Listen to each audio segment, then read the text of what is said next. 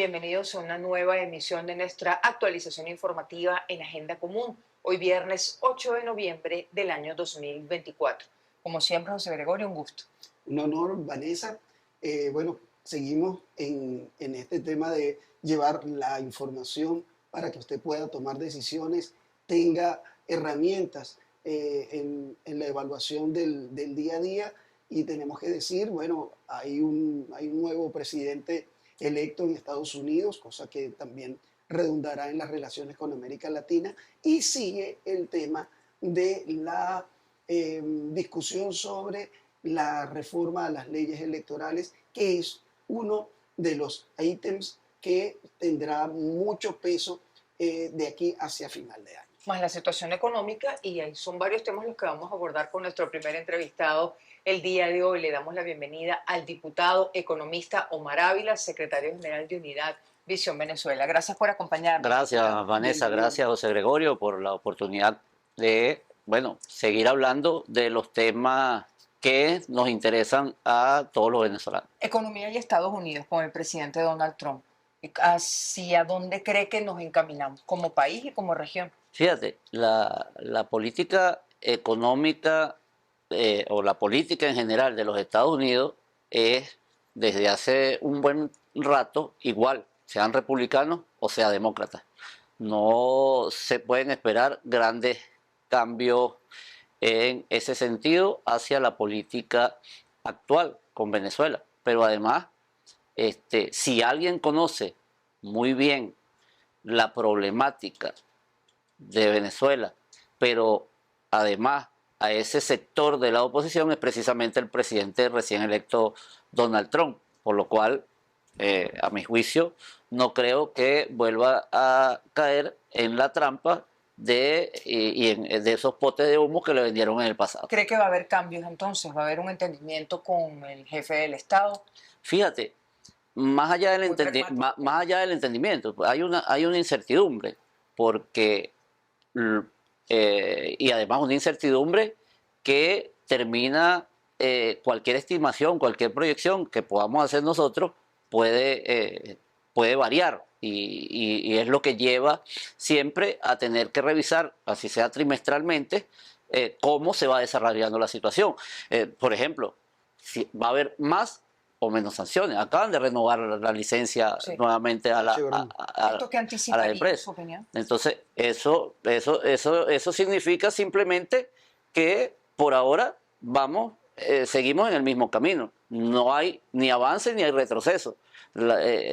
Hay una pequeña válvula de escape a través de esa licencia, pero no es lo que realmente necesitamos en lo que a política económica y petrolera. Más sanciones necesariamente. No necesariamente tienen que haber más sanciones, y ojalá que no las haya, porque así como está planteado, y aquí obviamente quiero entrar precisamente en el tema que le preocupa y le ocupa a la mayoría del pueblo venezolano. Entonces hay algunas cifras que yo quiero comparar entre lo que está cerrando el 2024 o lo que cerraría el 2024 y el 2025. Por ejemplo, este año vamos a terminar con un crecimiento de 4.6%. Ahí pudiéramos ser más exactos. Bueno, ese es digamos, una media entre las principales empresas y los principales economistas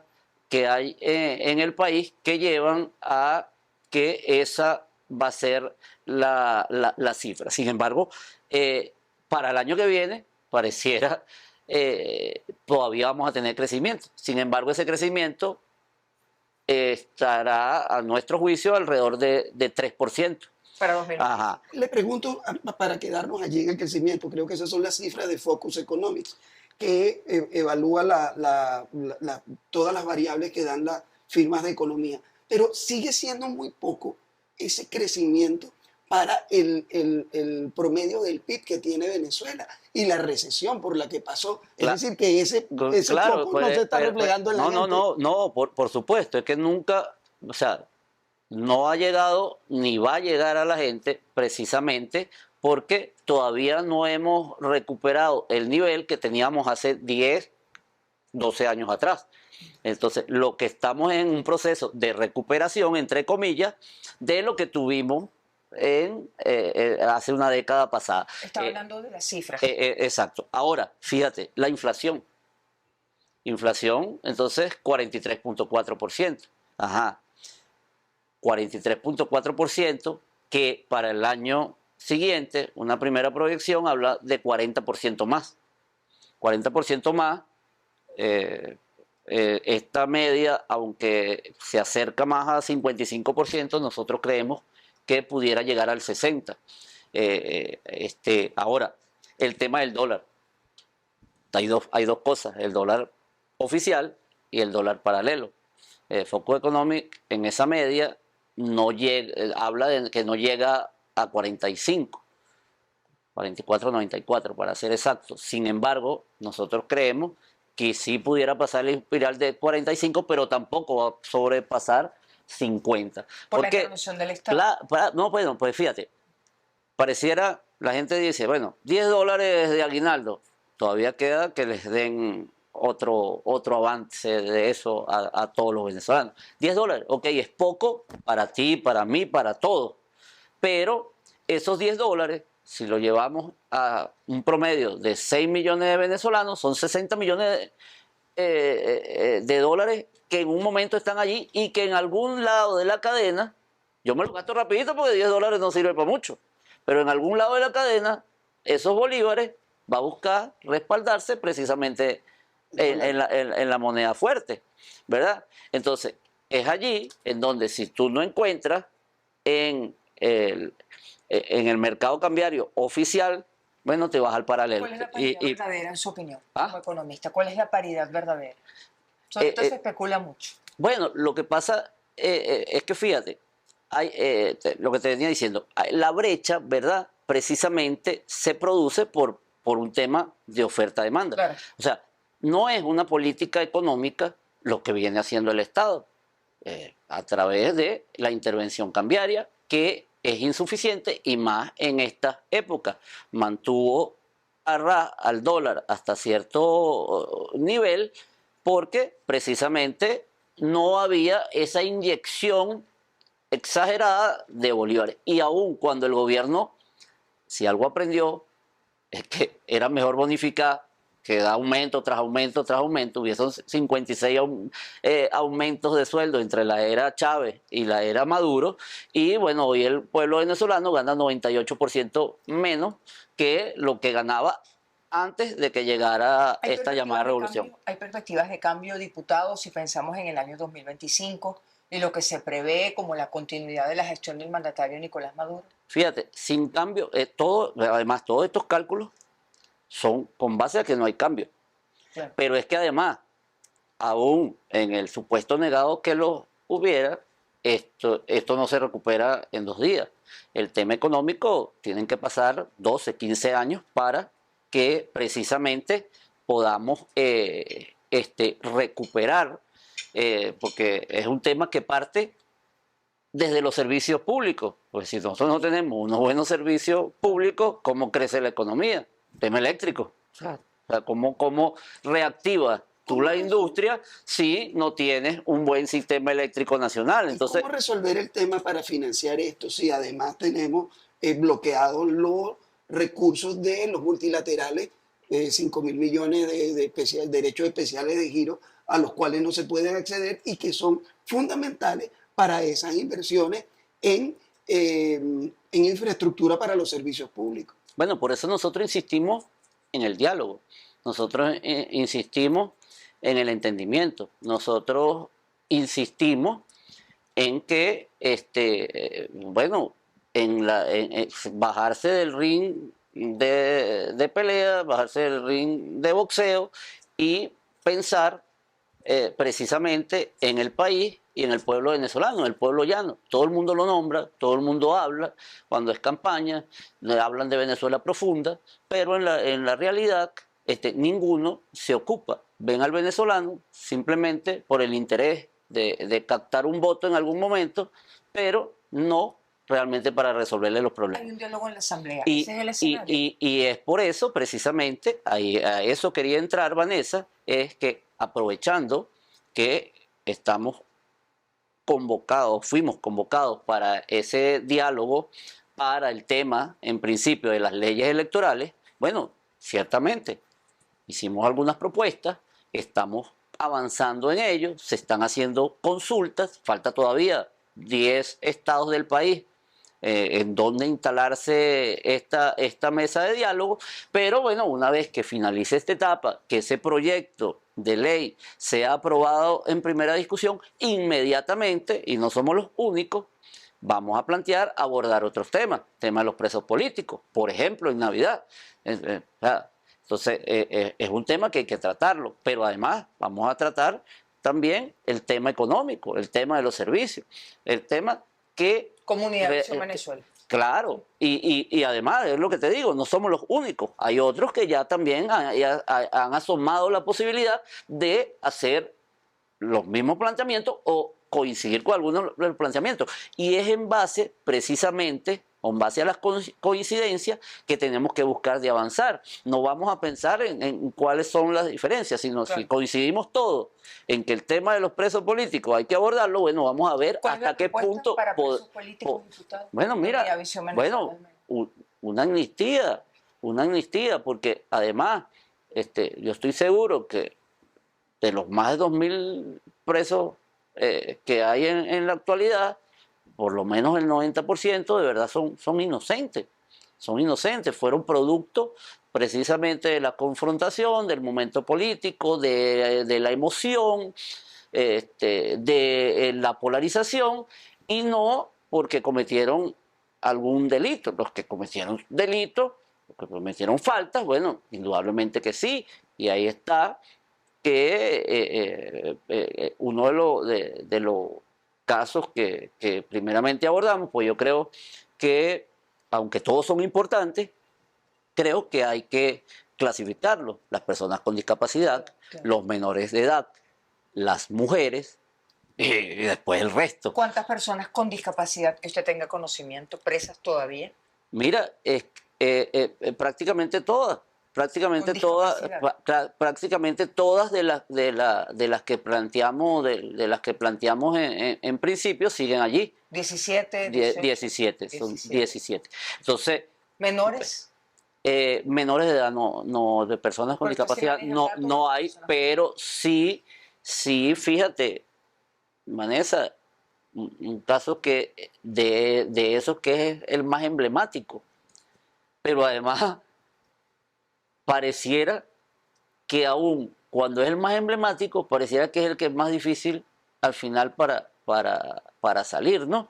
O sea, una persona sorda, pero que además es analfabeta, que la agarraron, se la llevaron, obviamente voz de alto va a escuchar, venía de trabajar en medio de la protesta en el valle, se lo llevan.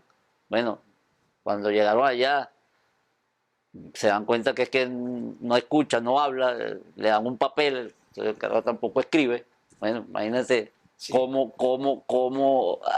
atiende un caso. Pero resulta que en esos comunicados de solidaridad y cosas, bueno, precisamente, digamos, el movimiento político, que no es partido, se solidarizó con ese caso en particular, y eso lleva que en medio del extremismo, de la polarización, como que está en el extremo derecho contra del extremo izquierda en esa pelea, entonces obviamente ahí a esa persona, bueno, todos, la mayoría ya han pasado a las cárceles de Tocorón o de Tocuyito.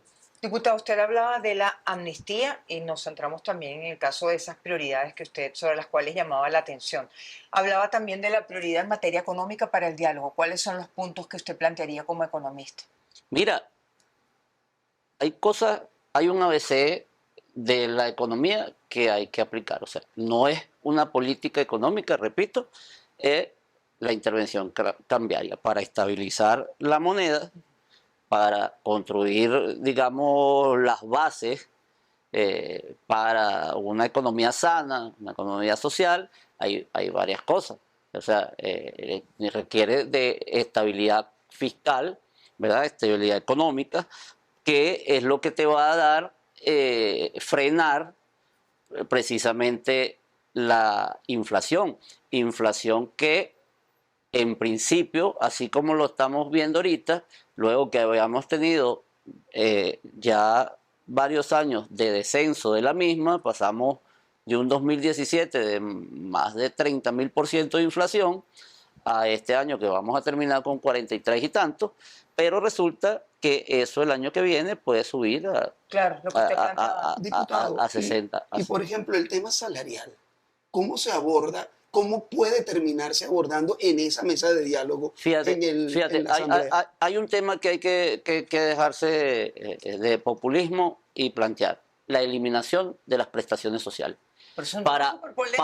para acabar con la excusa del gobierno y de la oposición, que es por los pasivos. No, yo no aumento porque entonces los pasivos, entonces tengo que aumentar todo, pero además es lo que llevó a que esos 56 aumentos de sueldo se convirtieran en sal y agua y que la gente ya no quisiera aumento de salario. ¿Qué ganaría el trabajador con la eliminación de las prestaciones? Aquí sigue planteando el aumento de salario el que simplemente aplica el populismo y el que quiere, digamos, hacer creer que esa vía va a resolver el problema cuando no es verdad. ¿Qué gana el trabajador con la eliminación de las prestaciones? Fíjate, entonces, lo otro es, entonces, no puedes aumentar precisamente en la actualidad, porque si aumenta, bueno, entonces en vacaciones, en todas las incidencias, entonces tendrían que aumentar todas las cosas. Entonces, es un aumento que no te va a durar sino la felicidad, digamos, una quincena. Luego, vamos cada vez en retroceso. Si eso no tiene incidencia en toda la... Entonces pueden haber aumentos progresivos que realmente redunden en la mejora. Pero ¿cómo será el compromiso, diputado? Bueno, ahora hay que crear... Perdone, el trabajador, usted le está pidiendo al trabajador que ceda su conquista de años. O sea, si los trabajadores ceden y la mesa es tripartita, ¿qué cede el Estado y qué cede el empresario? Bueno, fíjate, imagínate tú, que creemos un fondo nacional para que los trabajadores, cuando se jubilen, ¿verdad?, entonces tengan un sueldo que puede oscilar entre 700 a $1.000. Si tú le dices eso, a que tengan ahorita una Eso pensión no son prestaciones. ¿Pero cómo de se crea 100, ese fondo? bueno, mira, hay recursos para ir aumentando paulatinamente hasta llegar a esta cifra, obviamente en medio de una recuperación económica. Ahora, tienes que crear un fondo de manera transparente, no que se lo vayan a robar, obviamente. Ahora, si tú me dices a mí, ¿verdad?, que como Estado yo te voy a, pues, hablando de reivindicación, vas a tener un seguro de hospitalización, cirugía, maternidad, donde te cubra todas esas necesidades básicas. Pues tú vas a un hospital, así sea, pues te duele un dedo, pues te cortaste una uña y tienes que llevar $1.000 para que te atiendan a una clínica. Y si vas al hospital tienes que llevar toda la, no 1.000, pero por lo menos tienes que gastarte la mitad en el material. Prestaciones por este fondo. Entonces, ¿sí? claro. Entonces, pero además, obviamente, es lo que te digo. Yo le digo, de hecho, a mis asistentes hoy en día, le digo, no piensen en el sueldo, piensen en que como pocos organismos, ustedes tienen hoy un seguro de hospitalización, cirugía y maternidad, que cuando ustedes se van a hacer, así sea el chequeo anual, ¿cuánto se ahorran? Claro. Si cuando se le presenta cualquier cosa a usted o a alguno de sus hijos, ¿cuánto te ahorran? Entonces, bueno, obviamente que hay que consultarla y hay que pulirla, pero ese planteamiento hay que hacerlo porque, o sea, tienes que buscar la manera de destrancar y que pueda ceder tanto el gobierno, o sea, como la empresa privada. O sea, que no se sigan excusando en que, bueno, mira, pero yo voy a aumentar el sueldo, porque además, fíjate, es una realidad hoy en la administración pública, nadie gana sueldo mínimo, pero tampoco en la administración privada, pero tampoco en la pública. Claro. Porque O sea, recibes un bono de guerra, recibes estatique, recibes 2 o 3 bonitos más que le cambian los nombres todos los meses. Entonces, todo eso tienes que sumarlo. O sea, entonces, es una realidad que nadie está ganando sueldo mínimo. Entonces, ¿qué pasa? Que esos recursos que tú hoy en día estás dando de manera bonificada, al no tener incidencia en pasivo, entonces eso puede pasar a ser parte de tu sueldo integral. Y con los poquitos dólares que nos están entrando adicional, por ejemplo, por esta permisología al tema de la licencia, entonces tú podrías además mejorar en el sentido de que entonces pase eso a sueldo, sigas con otro bono que le puedes aumentar por lo menos $100 más en principio, y estaríamos hablando de que casi le estás duplicando el sueldo hoy al día a los trabajadores. ¿Y qué se tiene que revisar? Bueno, parte de las contrataciones colectivas. Por ejemplo, el caso para el tema de las vacaciones. O sea, si tú ves el Tribunal Supremo de Justicia, el CNE y la Asamblea Nacional, que más o menos tienen el mismo sistema, bueno, para el tema de aguinaldo, para el tema de prestaciones no, de aguinaldo y de vacaciones, bueno, pudieras entonces también ahí negociar una media en el que se va de vacaciones, no le van a dar, no, mira, te voy a dar 8 meses de aguinaldo. Bueno, son 1.000 bolívares. Diputado, salimos de este tema ya para finalizar y le preguntamos por las propuestas políticas, al menos para que las enuncie, las propuestas en materia política en ese diálogo de Unidad Visión Venezuela. Bueno, me hablas del tema electoral como tal. Bueno, fíjate, fíjate, bueno, la propuesta nuestra ha estado basada en principio el recorte del periodo presidencial a 5 años, la eliminación de la reelección indefinida, que un mandatario pueda ser electo y reelecto una sola vez, o sea, 5 años con una reelección de 5 años más.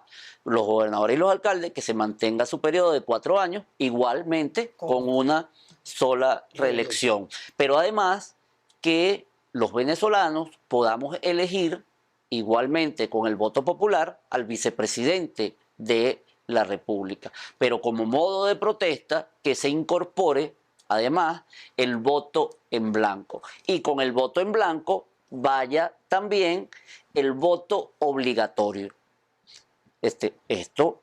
Porque, o sea, como hay deberes, hay derechos. O sea, tú para exigir tienes que dar. Entonces, al venezolano, bueno, entonces ponerle la opción. Bueno, tú no quieres votar por ninguna opción, vas y votas en blanco, pero participas. Bueno, las propuestas están allí, ya se está construyendo, pero como te digo, falta 10 estados del país en donde no se han instalado las mesas y en donde se pudieran recibir además otras propuestas, ¿no? Y de hecho hay algunas otras. De hecho creo, además, que todos hasta ahora, los partidos políticos, los de la dirigencia política, hemos coincidido en 2 puntos: el tema de la representación proporcional y el tema del financiamiento del Estado. Que haya diferencias en la forma es distinto. Por ejemplo, nosotros allí creemos que el financiamiento tiene que ser por igual para todos, porque si no siempre el grande se va a comer al chiquito. Claro. Y si tú armas un movimiento nuevo, entonces tú vas a partir de cero. Entonces, ¿cómo creces si no hay igualdad? Pero además que eso no se traduce en que, como era en el pasado, a los 15 primeros partidos le daban recursos y le depositaban eso en una cuenta y les rendía cuenta después de eso. No, o sea, yo creo que puede haber una forma incluso más transparente, más igualitaria. O sea, si se aprueba, por ejemplo, bueno, son 4 en campaña, son 4 minutos de radio y son 2 minutos de televisión. Bueno, yo llego y al poder electoral le doy mi cuña y ellos que la pasen. Claro. Es decir, buscar los mecanismos. Y eso oye, se traduce en transparencia y se traduce en igualdad y se traduce en que el pequeño tiene la posibilidad de que pueda crecer y no seguir siendo Índice del- por el grande siempre, porque, bueno, o sea, nosotros vimos en carne propia ahorita, o sea, a mí me rehabilitaron el partido, participamos, pero yo no pude hacer un volante. Entonces, ¿cómo, o sea, cómo compites así? Entonces, es difícil, pues. Diputado, muchísimas gracias por acompañarnos. No, Tengo gracias, mucha tela que cortar. gracias. Seguiremos conversando. Seguro, gracias. seguro, pues. Muchísimas gracias. Vale. Despedimos esta conversación con el diputado economista, además, en esa doble condición en este momento en el país, Omar Ávila, secretario general de Unidad Visión Venezuela. José Gregorio. Sí, ahora vamos a presentarles un pequeño trabajo sobre el tema de la Defensoría del Pueblo, sus funciones y el rol que debe cumplir. ¿Para qué sirve el defensor del pueblo? La Defensoría del Pueblo es una institución del poder ciudadano para la promoción y defensa de los derechos humanos. Nace por el proceso sociopolítico que implicó el triunfo electoral de Hugo Chávez en 1998 y la Asamblea Constituyente de 1999. El artículo 281 de la Constitución y el artículo 15 de la Ley Orgánica de Defensoría del Pueblo establecen las funciones que debe cumplir la defensora o defensor del pueblo: mediación y conciliación, defensa, protección, educación en valores y promoción de los derechos humanos, legislación y querella. Según las normas, los principios de actuación de la Defensoría del Pueblo son la oralidad, la inmediatez, la gratuidad, accesibilidad, celeridad, informalidad e impulso de oficio. Pero de la teoría a los hechos hay un largo camino y la gestión de la Defensoría del Pueblo no ha quedado fuera de las críticas nacionales e internacionales. ¿Qué sucede en la práctica? En su informe más reciente, la Misión de Determinación de Hechos de Naciones Unidas manifestó su preocupación por la falta de acción y de respuesta de la Defensoría del Pueblo y de la Comisión Nacional para la Prevención de la Tortura, que está bajo su responsabilidad.